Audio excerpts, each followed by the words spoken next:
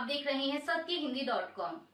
एक नजर अब तक की सुर्खियों पर। कांग्रेस सांसद शशि थरूर ने 22 अप्रैल को पहलगाम में हुए आतंकी हमले को खुफिया विफलता बताया है। उन्होंने इसकी तुलना 7 अक्टूबर 2023 को हमास द्वारा इसराइल पर किए गए हमले से की, जिसने इसराइल जैसे मजबूत खुफिया तंत्र वाले देश को भी चौंका दिया था। थरूर ने कहा कि जाहिर है पूरी तरह से सटीक खुफिया जानकारी नहीं थी, इसमें कुछ नाकामी रही, लेकिन इसराइल का उदाहरण हमारे सामने है, जिसे दुनिया की सबसे बेहतरीन खुफिया सेवाओं में गिना जाता है। फिर भी उसे 2 साल पहले 7 अक्टूबर को हैरानी में डाल दिया गया। मेरे विचार में जैसे इसराइल युद्ध खत्म होने तक जवाबदेही की मांग का इंतजार कर रहा है, वैसे ही हमें भी मौजूदा संकट को पहले पार करना चाहिए और फिर सरकार से जवाबदेही मांगनी चाहिए। उन्होंने कहा कि कोई भी देश 100% सटीक खुफिया जानकारी की गारंटी नहीं दे सकता। थरूर ने कहा कि कई बार आतंकी हमलों को सफलतापूर्वक रोक दिया जाता है, लेकिन इस पर किसी का ध्यान नहीं जाता। जब हमले रोकने में नाकाम होते हैं तो उन पर ही बात होती है। उन्होंने माना कि कुछ कमियां रही हैं, लेकिन साथ ही उन्होंने ये भी कहा कि अभी ध्यान संकट पर होना चाहिए, तुरंत किसी को दोष नहीं देना चाहिए। पहलगाम में हुए आतंकी हमले के बाद भारत और पाकिस्तान के बीच तनाव बढ़ गया है। इस हमले के बाद भारत ने पाकिस्तान के खिलाफ कुछ कठोर कदम उठाए, इनमें सिंधु जल संधि को स्थगित करना शामिल है। भारत के कदम के बाद पाकिस्तान ने भी कुछ घोषणाएं की। अब इस बीच पाकिस्तान के सूचना मंत्री अताउल्लाह तरार का बयान आया है। तरार ने भारत को लेकर बड़ा बयान देते हुए कहा कि भारत खुद आतंकी घटनाओं में शामिल है। दी एक्सप्रेस ट्रिब्यून के मुताबिक तरार ने कहा कि भारत आतंकी घटनाओं में सीधे तौर पर शामिल है और हमारे पास इसके सबूत भी हैं। अगर पाकिस्तान का पानी रोकने की कोशिश की गई तो इसे दुश्मनी में की गई कार्रवाई समझा जाएगा। तरार ने कहा कि भारत के आतंकी गतिविधियों में शामिल होने की बात सब जानते हैं। उनका कहना है कि भारत की वजह से पाकिस्तान में आतंकी गतिविधियां बढ़ी हैं।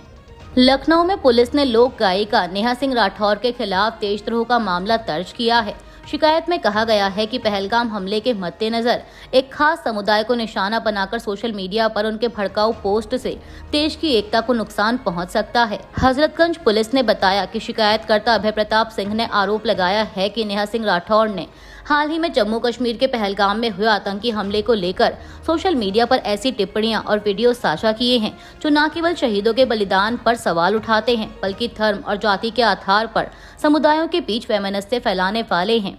पुलिस अब जल्द इस मामले में नेहा सिंह राठौर को नोटिस देकर पूछताछ करेगी। वहीं पुलिस द्वारा दर्ज एफआईआर के अनुसार इन पोस्ट से देश की आंतरिक शांति भंग होने की आशंका जताई गई है। आरोप है कि नेहा सिंह राठौर बार बार ऐसे बयान दे रही हैं जो देश विरोधी माने जा रहे हैं और ये बयान पाकिस्तान की मीडिया में भी वायरल हो रहे हैं। बताया गया है कि पाकिस्तान में इन पोस्ट का प्रयोग भारत की छवि धूमिल करने के लिए किया जा रहा है, जिससे अंतर्राष्ट्रीय स्तर पर भी भारत को प्रश्नों के घेरे में लाया जा रहा है। समाचार एजेंसी एएनआई के मुताबिक सरकारी सूत्रों के हवाले से जानकारी दी गई है कि गृह मंत्रालय की सिफारिशों पर भारत सरकार ने जम्मू कश्मीर में दुखद पहलगाम आतंकवादी घटना की पृष्ठभूमि में भारत, उसकी सेना और सुरक्षा एजेंसियों के खिलाफ भड़काऊ और सांप्रदायिक रूप से संवेदनशील सामग्री, झूठे और भ्रामक बयान और गलत सूचना प्रसारित करने के लिए डॉन न्यूज, समा टीवी, जियो न्यूज सहित 16 पाकिस्तानी यूट्यूब चैनलों पर प्रतिबंध लगा दिया है। इलाहाबाद हाईकोर्ट ने पेट्रोल पंप का लाइसेंस हासिल करने और चुनाव लड़ने के लिए कथित तौर पर फर्जी डिग्री लगाने को लेकर उत्तर प्रदेश के उप मुख्यमंत्री केशव प्रसाद मौर्य के खिलाफ एक याचिका स्वीकार कर ली है। इससे पहले कोर्ट ने इस आधार पर याचिका खारिज कर दी थी कि निचली अदालत द्वारा तय समय के बाद याचिका दाखिल की गई। दरअसल इससे पहले निचली अदालत ने यह याचिका खारिज कर दी थी और याचिकाकर्ता को हाईकोर्ट के समक्ष पुनरीक्षण याचिका दायर करने के लिए 1 महीने का समय दिया था, लेकिन याचिकाकर्ता ने 300 दिनों बाद हाईकोर्ट से संपर्क किया और हाईकोर्ट ने इस आधार पर याचिका खारिज कर दी थी। हालांकि सुप्रीम कोर्ट के निर्देश देने के बाद पुनरीक्षण याचिका दायर करने में विलंब को अब माफ कर दिया गया है। तथ्यों के मुताबिक पुनरीक्षण याचिका दायर करने वाले आरटीआई कार्यकर्ता दिवाकर नाथ त्रिपाठी ने दलील दी कि केशव प्रसाद मौर्य ने प्रयागराज स्थित जिस हिंदी साहित्य सम्मेलन से डिग्री हासिल की थी, उसे विश्वविद्यालय अनुदान आयोग द्वारा फर्जी करार दिया गया है। याचिकाकर्ता दिवाकर नाथ त्रिपाठी ने अपनी याचिका में यह दावा करते हुए डिप्टी सीएम के खिलाफ एक मामला दर्ज करने की मांग की है कि मौर्य ने पेट्रोल पंप का लाइसेंस हासिल करने और साथ ही चुनाव लड़ने के लिए फर्जी डिग्री का उपयोग किया। छत्तीसगढ़ में माओवाद विरोधी अभियानों में आदिवासियों और युवाओं की हत्या किए जाने का आरोप लगाते हुए बीआरएस अध्यक्ष के चंद्रशेखर राव ने केंद्र से ऑपरेशन कगार रोकने का आग्रह किया है। बीआरएस की रजत जयंती मनाने के लिए रविवार को हनुमाकोंडा जिले में आयोजित एक जनसभा को संबोधित करते हुए उन्होंने सीपीआईएम के साथ बातचीत करने का समर्थन किया। उन्होंने कहा कि आज केंद्र सरकार ऑपरेशन कगार के नाम पर छत्तीसगढ़ में युवाओं और आदिवासियों की हत्या कर रही है। यह उचित नहीं है। पाकिस्तान के रक्षा मंत्री ख्वाजा आसिफ ने पहलगाम आतंकी हमले पर बेहुदा बयान दिया है। उन्होंने कहा कि अब ऐसा लग रहा है कि भारत ने यह हमला खुद ही किया है और इस हमले में पाकिस्तान को बदनाम करने की कोशिश की जा रही है। रक्षा मंत्री ख्वाजा आसिफ ने कहा कि हम भारत के साथ युद्ध करना नहीं चाहते, लेकिन अगर युद्ध के हालात बने तो पाकिस्तान भी उसका जवाब देगा। भारत पानी को हथियार की तरह इस्तेमाल कर रहा है। उन्होंने ये भी कहा कि सिंधु जल समझौते को लेकर पाकिस्तान विश्व बैंक से संपर्क करेगा। मीडिया रिपोर्ट्स के अनुसार पाकिस्तान पहलगाम आतंकी हमले की जांच में रूस और चीन को शामिल करना चाहता है।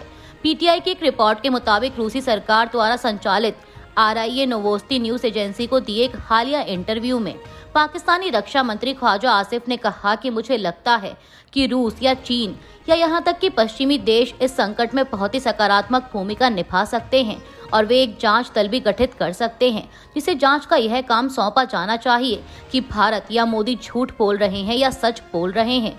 एक अंतर्राष्ट्रीय दल को यह पता लगाने दें।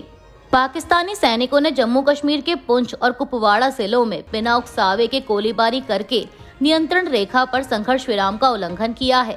सेना के अधिकारियों ने सोमवार को यह जानकारी दी। यह लगातार चौथी रात थी जब पाकिस्तान ने नियंत्रण रेखा यानी LOC पर बिना उकसावे के गोलीबारी की और यह घटना पिछले सप्ताह पहलगाम में हुए आतंकी हमले के बाद नई दिल्ली और इस्लामाबाद के मध्य बढ़े तनाव के बीच हुई है। पीटीआई के मुताबिक एक रक्षा प्रवक्ता ने कहा कि 27 और 28 अप्रैल की रात के दौरान पाकिस्तानी सेना की चौकियों ने कुपवाड़ा और पुंछ जिलों के सामने के इलाकों में नियंत्रण रेखा के पार बिना उकसावे के छोटे हथियारों से गोलीबारी शुरू कर दी।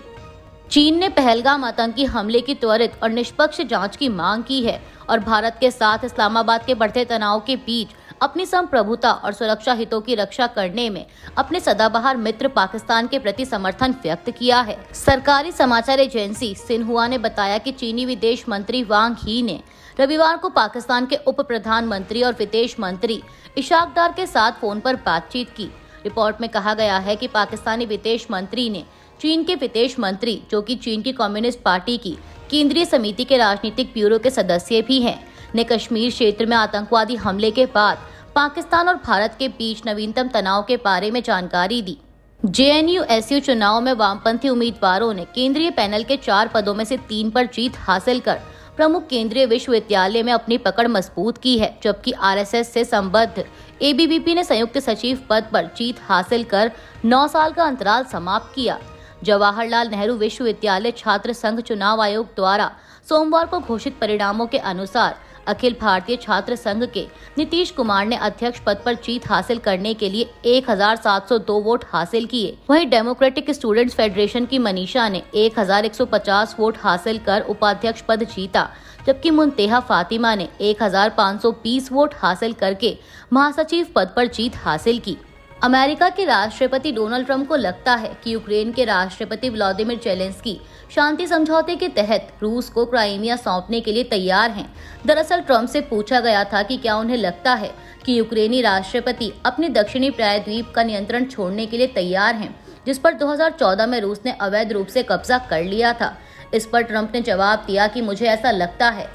ट्रंप ने रूसी राष्ट्रपति व्लादिमीर पुतिन से भी अपील की है कि वे गोलीबारी बंद करें और एक समझौते पर हस्ताक्षर करें ताकि ये जंग खत्म हो सके। ट्रंप का मानना है कि यह 2 हफ्ते के अंदर हासिल किया जा सकता है। ट्रंप ने ये बात वेटिकन से लौटने के बाद पत्रकारों से कही।